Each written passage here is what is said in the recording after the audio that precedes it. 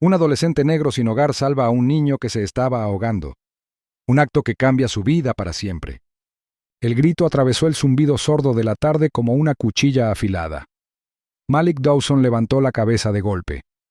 Estaba sentado bajo un roble desgastado cerca de la orilla del lago en Willow Creek Park, con las piernas cruzadas y los brazos metidos en las mangas de su sudadera descolorida. El sonido atravesó el arrullo del canto de los pájaros y el ladrido lejano de un perro. No era el tipo de grito que se oía cuando los niños jugaban a la mancha o se peleaban. Era agudo, de pánico y cargado de miedo genuino. Siguió otro grito. Luego una voz joven, aguda y frenética. ¡Ayuda! ¡Que alguien ayude! ¡Se está ahogando! Malik ya estaba de pie, con el corazón latiéndole con fuerza en las costillas mientras corría hacia la fuente. El barro bajo sus gastadas zapatillas chapoteaba, y el aire primaveral le picaba la cara. Al salir de la espesura cerca del claro, los vio. 3 chicos cerca de la orilla del lago, uno de ellos hundido hasta la cintura, retorciéndose y jadeando. Los otros 2 estaban en la orilla, paralizados por el horror. El chico del lago no tendría más de 8 o 9 años. Malik no lo dudó. Tiró la mochila a un lado, se quitó los zapatos y corrió directo al agua helada. El frío le arañaba la piel, robándole el aliento mientras se sumergía. El agua estaba más turbia de lo que parecía desde la orilla. Las algas se le pegaban a los brazos y la corriente tiraba de sus piernas con una fuerza inesperada. Pero siguió adelante. El chico ya se había hundido. Malik abrió los ojos bajo el agua, ignorando el escozor. Por un instante aterrador, no vio nada más que verde y sombras. Luego, un destello de movimiento. Una mano que se agitaba. Malik se abalanzó hacia adelante. Rodeó con los dedos la camisa empapada del chico y pateó hacia arriba con todas sus fuerzas. Le ardían los músculos. Salió a la superficie, jadeando, arrastrando consigo el cuerpo inerte del niño. Ahora oía gritos, voces de hombres, instrucciones, pánico, pero nadie entraba al agua. Malik apretó la mandíbula, se aferró con más fuerza y se abrió paso a través de la corriente. Parecía interminable. El peso del niño, la lucha del agua, todo lo oprimía. Pero entonces su pie tocó el fondo fangoso. Se tambaleó hacia adelante, medio cargando, medio arrastrando al niño hasta la orilla. El niño tosió una vez, luego otra. Entonces dejó escapar un sollozo fuerte y entrecortado. Malik se desplomó a su lado, con el pecho agitado y el agua goteando de su ropa y cabello. Se inclinó y con cuidado giró al niño de lado, dándole palmaditas en la espalda mientras más agua del lago le salía por la boca. «Respira, niño. Estás bien. Solo respira», dijo Malik con voz temblorosa pero tranquila. Le temblaban las manos, no de miedo, sino del frío que lo calaba hasta los huesos. Se había formado una multitud. Decenas de personas observaban, con sus teléfonos en la mano, murmurando entre sí. Pero aún así, nadie se había acercado. Nadie había entrado tras el chico. Nadie había ayudado. Entonces, un hombre se abrió paso entre la multitud. Era alto, con el pelo negro y lacio y un abrigo azul marino a medida que desentonaba con el suelo embarrado. Su mirada, desorbitada, escudriñaba la escena hasta que se fijó en el chico. «¡Evan!» «Component placement», exclamó el hombre, cayendo de rodillas. «¡Dios mío, Evan!» Lo abrazó mientras lloraba y lo examinó rápidamente. El chico se aferró a él, temblando y tosiendo. «Ya estoy bien, papá. Él me salvó», dijo Evan, señalando a Malik con un dedo tembloroso. El hombre se giró hacia Malik, que seguía sentado en el suelo embarrado, empapado y temblando. Sus miradas se cruzaron. Por un breve instante todo lo demás desapareció. La multitud, el parque, el ruido. «Salvaste a mi hijo», dijo el hombre colocando una mano firme sobre el hombro de Malik. Su voz se quebró por la emoción. Tú lo salvaste». Malik parpadeó, sin saber qué decir. No lo hizo para agradecerle. Lo hizo porque alguien tenía que hacerlo. Porque ese chico podría haber sido él, alguna vez, antes de que las calles y la soledad le endurecieran el corazón. «Acabo de verlo», murmuró Malik. «No pensé. Solo tuve que hacerlo». El hombre asintió, abrumado. «¿Cómo te llamas?»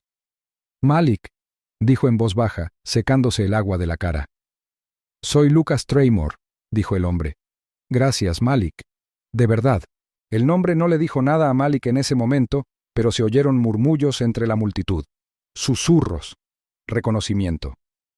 Un fotógrafo levantó una cámara y disparó rápidamente, capturando la escena. La orilla fangosa, el niño llorando, el adolescente empapado y el hombre poderoso arrodillado a su lado. Malik no se dio cuenta. Tenía demasiado frío, estaba demasiado exhausto, le dolían las extremidades, y ahora que la adrenalina se había desvanecido, sentía todo el peso de todo oprimiendo. Alguien le dio una manta. Alguien más le ofreció agua. Pero lo extraño fue que ninguno lo miró como antes. El hombre de la cámara se había acercado. «Sonríe, chico. Eres un héroe», dijo, pero Malik no sonrió. No se sentía como un héroe. Se sentía como un fantasma arrastrado repentinamente a la luz. Horas después, Malik estaba sentado al borde del parque, con la sudadera con capucha escurrida y secándose a su lado. El fotógrafo le había pedido su historia. Algunos le ofrecieron comida, otros dinero, pero Malik rechazó cortésmente la mayoría. No quería caridad, solo quería desaparecer de nuevo. Pero era demasiado tarde. Al anochecer, su foto apareció en la página principal del Southmere Herald. Unas letras en negrita se extendían en la parte superior. Adolescente sin hogar rescata a un niño que se estaba ahogando, un héroe disfrazado. El artículo lo pintaba como un misterio local, un chico sin domicilio, sin familia, sin pasado, pero con un corazón que lo arriesgó todo. La historia se extendió rápidamente. Las pantallas se iluminaron por toda la ciudad. Su nombre era tendencia en los foros locales. Apareció un video. Imágenes granuladas que alguien había grabado de los sucesos. La gente lo llamó valiente, noble, extraordinario. Esa noche, Malik estaba sentado en la azotea de una lavandería abandonada, con las piernas colgando por el borde, mirando el teléfono que alguien le había dado antes.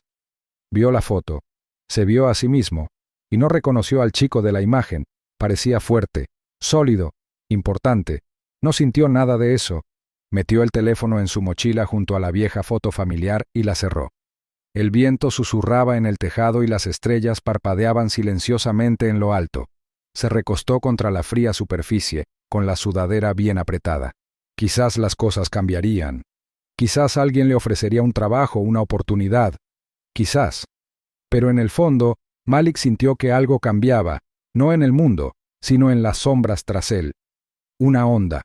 Porque en una ciudad como Southmere, no a todos les gustaba que los olvidados se hicieran visibles de repente.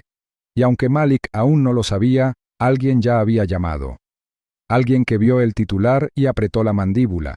Alguien con influencia, secretos y motivos para temer que un adolescente como Malik, repentinamente lanzado al foco de atención, pudiera empezar a hacer las preguntas equivocadas o a recordar las cosas equivocadas.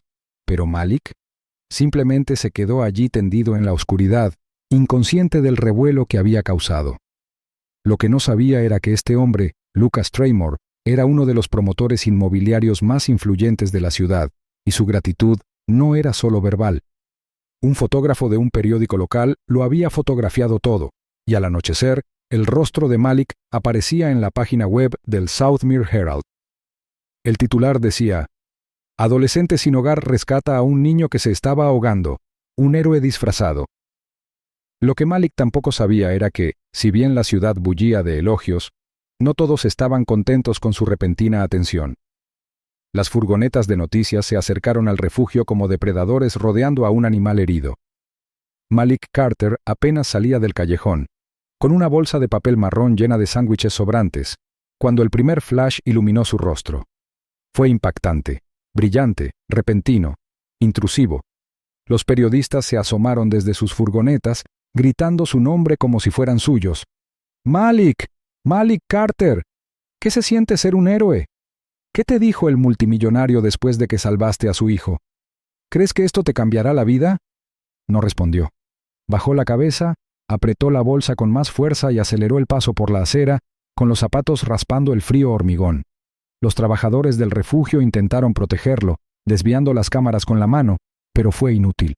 De alguna manera, de la noche a la mañana, se había convertido en la noticia. No solo el chico que sacó a un niño del tráfico. No, era el chico sin hogar que salvó al hijo de un multimillonario. Parecía que era lo único que les importaba a todos. Para cuando llegó al paso elevado donde a veces dormía, alguien ya había dejado un saco de dormir nuevo, una bolsa de lona llena de ropa y una nota que simplemente decía: «Gracias por ser tan bueno». La miró con el corazón latiéndole con fuerza. No era gratitud, era atención. Y la atención, Malik había aprendido, era algo peligroso. 2 días después, apareció Lucas Traymore en persona. Ni una carta, ni una llamada telefónica. Llegó en persona, con un abrigo gris pizarra y guantes negros, y su chofer sosteniendo un paraguas sobre su cabeza. Encontró a Malik sentado en las escaleras del centro comunitario, intentando cargar su teléfono en un enchufe roto. «Malik», saludó Lucas, con un tono cálido y refinado, como alguien acostumbrado a ser admirado. «Tenía muchas ganas de volver a verte. Creo que nunca he tenido la oportunidad de agradecerte como es debido». Malik se levantó lentamente, sin saber qué decir. Lucas le extendió la mano. Era firme, practicado, el tipo de apretón de manos que cierra tratos. «Quiero que me acompañes a cenar», continuó Lucas. «Nada especial, solo una comida. Mi hijo no para de preguntar por ti. Henry». El chico de ojos grandes y pelo revuelto, el que había retirado de la carretera sin pensarlo 2 veces. Malik asintió, sin saber por qué sentía tanta opresión en el pecho. Esa noche, el ático en Riverview Heights no se parecía en nada a los lugares que Malik había conocido. Los altos ventanales enmarcaban una vista de la ciudad brillando al atardecer. Los suelos relucían. El aire olía a canela y dinero. Y allí, corriendo hacia él riendo, estaba Henry. «¡Malik!», gritó el chico rodeándolo con los brazos por la cintura. «¡Has venido!». Malik se inclinó y le devolvió el abrazo, atónito por la calidez del abrazo del niño. Lucas sonrió desde el otro lado de la habitación, sirviéndole 2 vasos de agua. «No para de hablar de ti», dijo Lucas. «Me has impresionado mucho. La cena fue tranquila y sabrosa. Salmón, espárragos, risotto de limón. Malik comió con cuidado, atento a cada movimiento. Lucas le preguntó sobre su vida, sus metas, su familia. Malik habló poco. Se sentía como si caminara sobre cristal. Entonces llegó la oferta. «Quiero ayudarte», dijo Lucas. «Esta ciudad te falló. Eso no debería definir tu futuro. Puedo financiar tu educación. Tengo viviendas seguras, lugares de verdad, no refugios. Una de ellas tiene una habitación lista. Es tuya, y me aseguraré de que recibas todo el apoyo que necesites para recuperarte». Malik miró al hombre, luego a Henry, y luego volvió a los cubiertos que relucían sobre la mesa. El corazón le latía con fuerza. Quería decir que no, pero también quería calor, seguridad, paz. «De acuerdo», dijo en voz baja. «Gracias». Pero al decirlo, su mirada se desvió hacia un rincón de la habitación. Un hombre alto y de hombros anchos permanecía allí en silencio, con los brazos cruzados sobre el pecho. Vestía de negro. No sonreía en su rostro.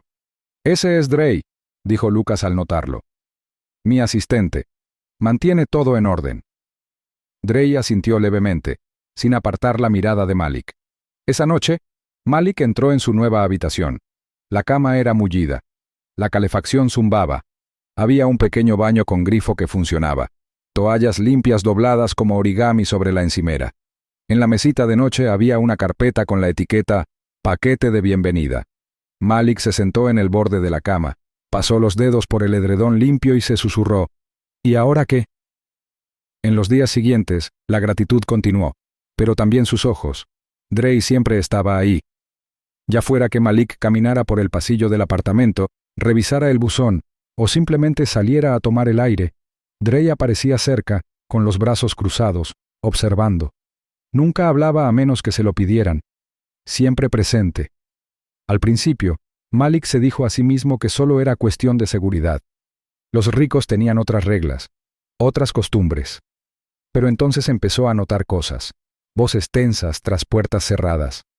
Frases como «óptica» y «narrativa pública» emanaban de la oficina de Lucas. Una tarde, al pasar junto al estudio principal, vislumbró un expediente sobre el escritorio de cristal. «Operación Relaciones Públicas de Lakeside». Se acercó. Dentro de la carpeta, vio páginas con secciones destacadas, su nombre, fotos del rescate, una cronología de la cobertura mediática, incluso una maqueta de un comunicado de prensa titulado «De la calle a la academia, El chico que nos dio esperanza. A Malik se le revolvió el estómago. Miró por encima del hombro. El pasillo estaba vacío, pero el silencio se sentía intenso.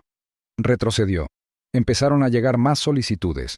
Hablar en una escuela, sonreír para una sesión de fotos, conceder una entrevista formal, usar esta camiseta, lo hacía parecer empático. Otro estilista dijo, agradecido. Lucas lo explicó todo con una sonrisa radiante. Es solo para el público, Malik. A la gente le encantan las historias de regreso. Les ayuda a demostrar que el cambio es posible. Pero yo no pedí todo esto, respondió Malik una noche, con la voz apenas por encima de un susurro. La sonrisa de Lucas no se rompió. Te lo mereces. Malik asintió, pero en su interior algo se tensó aún más. Entonces llegó el evento benéfico. Fue una campaña de donaciones organizada en un parque decorado para parecer espontáneo. Pancartas coloridas, comida preparada, medios de comunicación disfrazados de voluntarios. Le pidieron a Malik que repartiera botellas de agua con Lucas, que hablara con un grupo de niños y que luego dijera unas palabras a los periodistas sobre cómo la bondad le había cambiado la vida. Hizo lo que le dijeron, sintiéndose como un actor invitado en una película ajena.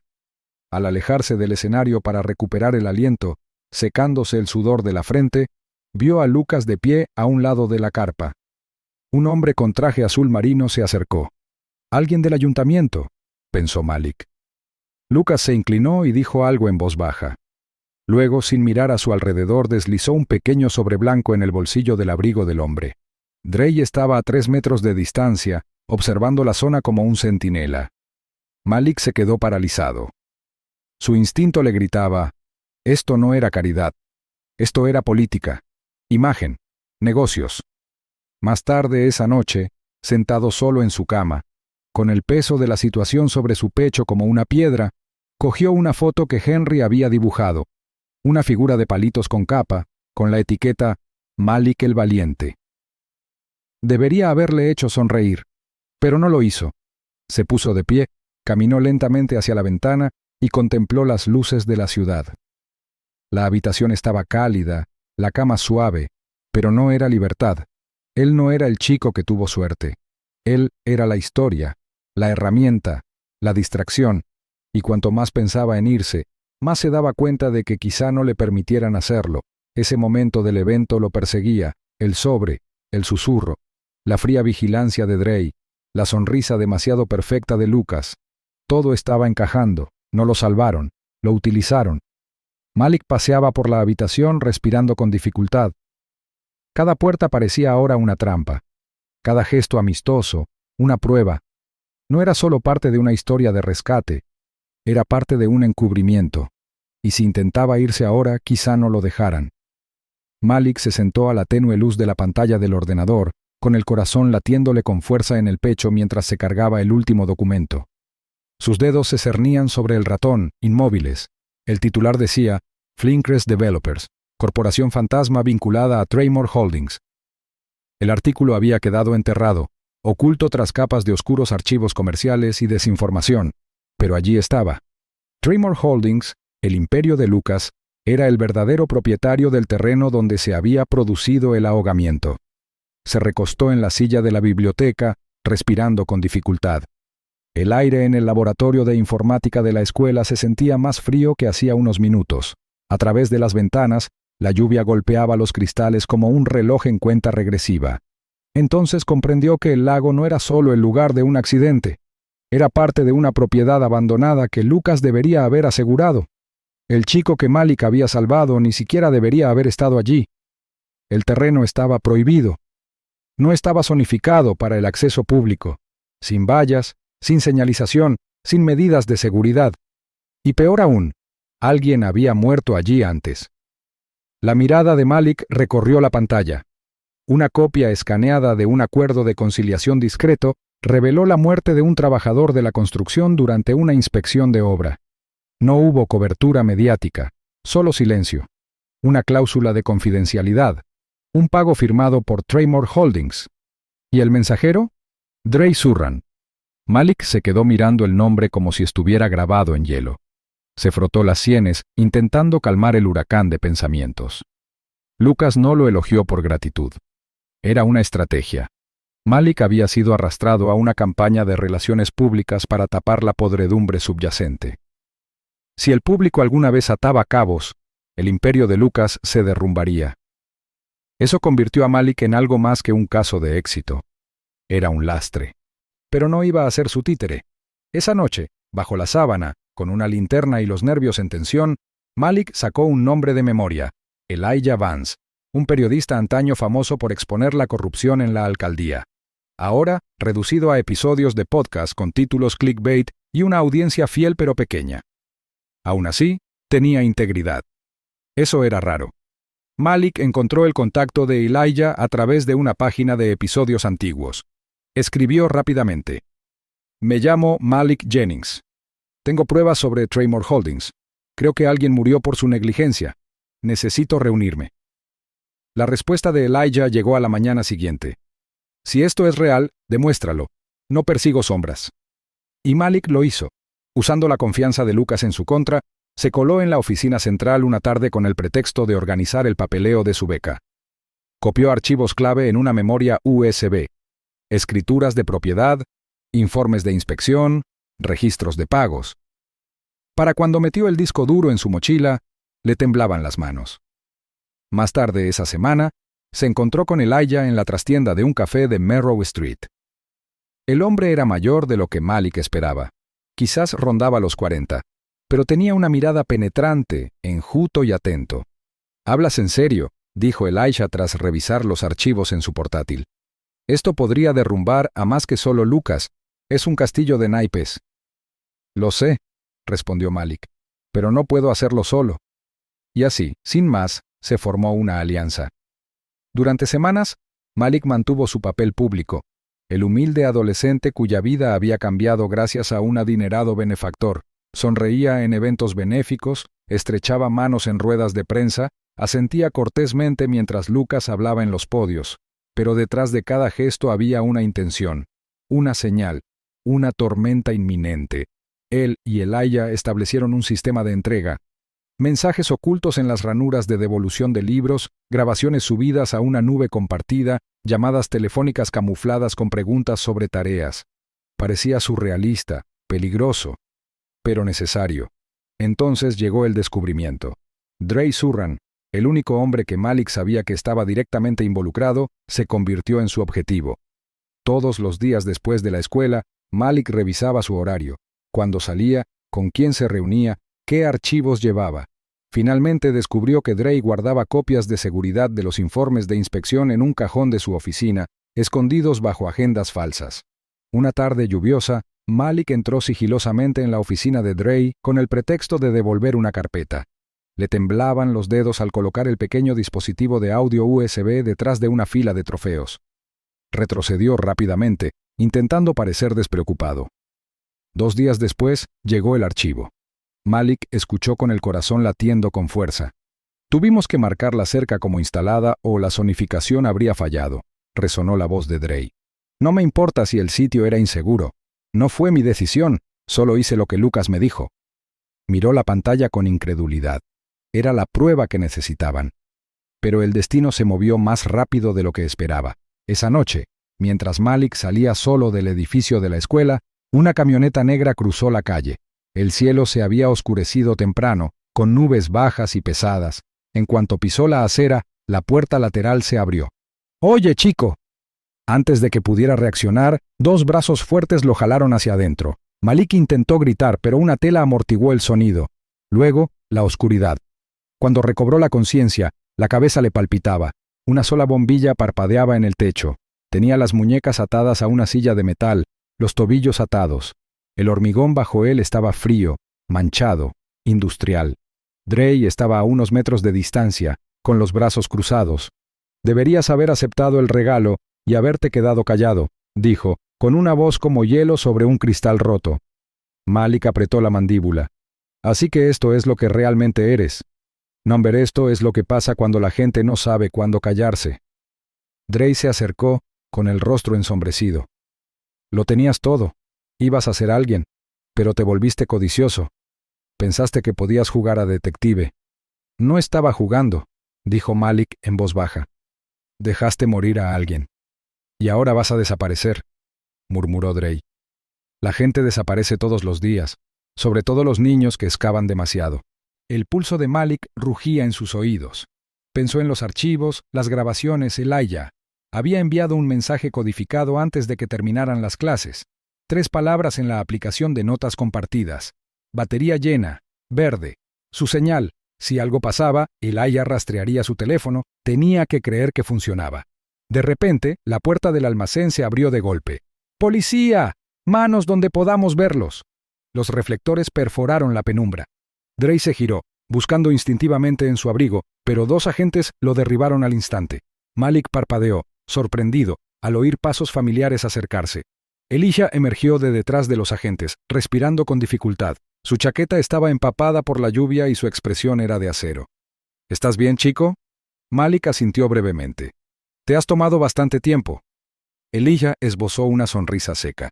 Teníamos que asegurarnos de atrapar al villano en el acto final. Los agentes liberaron a Malik. Al aflojarse las muñecas, se tambaleó ligeramente, con las rodillas débiles y el corazón aún latiéndole con fuerza. Drey yacía esposado en el suelo, con el rostro incrédulo. La ilusión de control se había esfumado. Más tarde esa noche aparecieron los titulares. Ejecutivo de Traymore arrestado en escándalo de zonificación. Lucas emitió una declaración cuidadosamente redactada, pulida y ensayada. Estoy conmocionado y entristecido por el comportamiento de mi asistente. Traymore Holdings desconocía las acciones del señor Surran. Mantenemos nuestro compromiso con la seguridad y la transparencia. Malik observó la transmisión con una extraña calma. Sabía lo que Lucas estaba haciendo, amputar la extremidad infectada para salvar el cuerpo. El hombre era escurridizo, siempre un paso por delante en público, pero no esta vez. No del todo, porque ahora alguien lo había visto. El mundo empezaba a hacerse preguntas. El escudo se resquebrajaba. Mientras estaba fuera de la comisaría con el viento nocturno tirando de su chaqueta, Elijah le dio una palmada en el hombro. Marcaste fuerte esta noche. No dejes de luchar. Malik asintió lentamente, con la mirada fija en el horizonte lejano. Lucas podría haberse marchado por ahora, pero su imperio había quedado afectado, marcado. Y Malik no había terminado. Malik estaba a salvo, por ahora, pero había obligado a Lucas a salir a la luz. Y aunque el multimillonario seguía libre, Malik sabía que la guerra no había terminado. Pero ahora tenía aliados y una voz más fuerte que cualquier comunicado de prensa.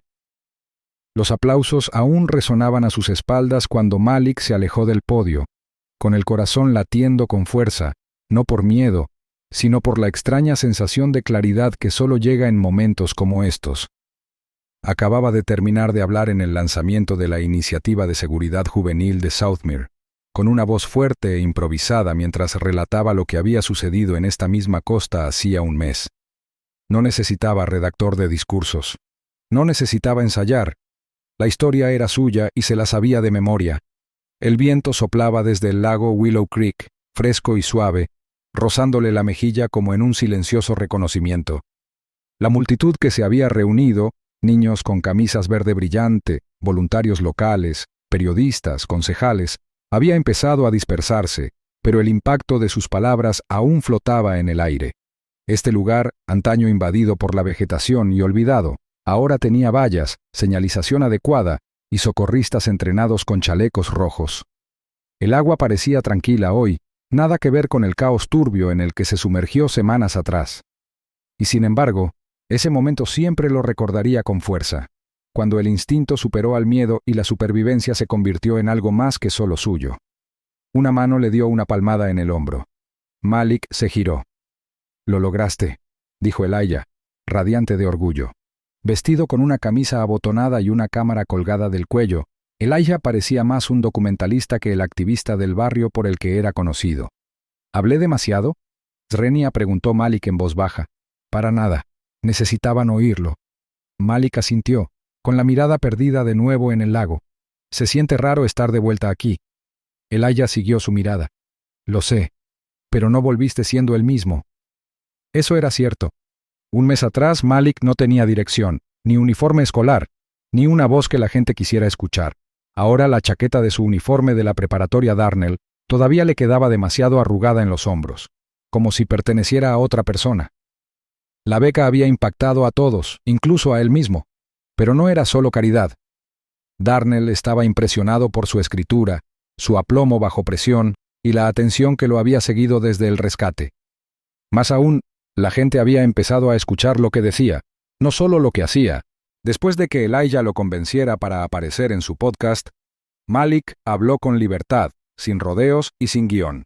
Compartió lo sucedido tras salvar a Henry Traymore. Cómo lo habían tratado como una herramienta para una noticia mediática, no como una persona. Cómo su situación de calle fue ignorada en favor de titulares llamativos. Y lo más condenatorio de todo, cómo los documentos que encontró en el complejo Traymore, pruebas de empresas fantasma y desalojos forzosos, habían pintado una imagen mucho más sombría de la familia detrás del imperio. El episodio se volvió viral en el primer día. Miles de personas lo escucharon, pero lo más importante, cientos de personas de Southmere respondieron. Escribieron, llamaron e incluso aparecieron en episodios posteriores. Hombres mayores describieron cómo se vieron obligados a abandonar sus hogares tras misteriosas infracciones del código. Jóvenes compartieron cómo aparecieron obras de construcción cerca de escuelas de la noche a la mañana sin previo aviso. Todo se relacionaba con Traymore Holdings. El ayuntamiento no pudo ignorarlo. Se abrió una investigación. Se suspendieron varios contratos vinculados al nombre de Lucas Traymore. Las furgonetas de noticias acampaban ahora frente a su oficina con más frecuencia que frente a las casas de los famosos. Pero Malik no se sentía victorioso. No exactamente. Algunas noches seguía despertándose esperando el frío del hormigón bajo la espalda. Otras noches se quedaba despierto en la habitación de invitados de la casa de Elijah, escuchando las sirenas lejanas, preguntándose cuánto podría cambiar realmente una sola voz. No sentía que hubiera ganado nada. Sentía más bien que había empezado algo, y ahora lo perseguía con todo su peso. Se alegró cuando los organizadores lo llamaron de vuelta al lago. La iniciativa había sido idea de Elijah, pero Malik la impulsó. Insistió en que incluyeran medidas de seguridad reales, no solo una ceremonia de inauguración. Hoy era la culminación de ese esfuerzo. El concejal Wexler quiere conocerlo, dijo Elijah, mirando a un hombre alto cerca de la marquesina de prensa. A Malik se le revolvió el estómago. ¿Otra sesión de fotos? Tal vez. Pero es uno de los pocos que ayudó a cerrar la urbanización Greystone. Quizás valga la pena el apretón de manos. Malik dudó. Solo un segundo, dijo, enderezando los hombros y dirigiéndose hacia la marquesina. El aire cambió ligeramente mientras se movía entre la multitud. La charla se fundía con los clics de las cámaras. Un hombre con traje marrón se adelantó y le tendió la mano. «Señor Rain», dijo el concejal Wexler con una sonrisa comedida. O debería decir Malik, «Quiero agradecerle personalmente. Lo que hizo, lo que expuso, requirió valentía». Malik le estrechó la mano con firmeza. No se trataba de valentía, se trataba de no querer permanecer invisible. Los ojos de Wexler brillaron de sorpresa. Eso es aún más impactante. Intercambiaron algunas palabras más, pero Malik percibió la actuación en el fondo. Wexler tenía buenas intenciones, tal vez, pero también tenía algo que ganar. Todos lo tenían. Esa era la lección que Malik había aprendido. Las buenas acciones eran moneda corriente en esta ciudad, negociadas por los poderosos, distorsionadas y forzadas, hasta que la verdad era casi irreconocible. Pero no iba a permitir que nadie volviera a distorsionar su verdad. Al retroceder hacia el lago, vio a un niño de unos 10 años mirándolo desde cerca de la orilla.